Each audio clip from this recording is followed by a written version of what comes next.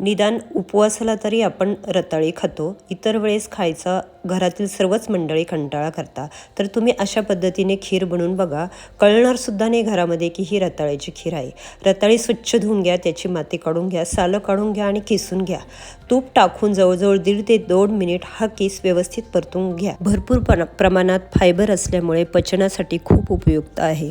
कर्करोगाशी सामना करण्याचे गुणधर्म ह्या रताळीमध्ये असतात. भरपूर सी व्हिटॅमिन यामध्ये आहे, त्यामुळे प्रतिकारशक्तीही वाढते.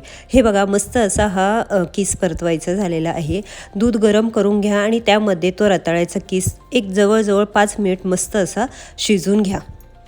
मला तर असं वाटतं की आठवड्यातून एकदा तरी रताळी खाल्ली पाहिजे. मग निदान तुम्ही अशी खीर बनवून तरी खाऊ शकता, कारण त्वचा आणि केसांसाठीही याचे फार फायदे आहे. बघा, मस्त अशी शिजत आली आहे. त्यामध्ये थोडे साबुदाणेही घाला तुम्हाला हवे असेल तर, नाही तर नाही घातले तरीही चालेल.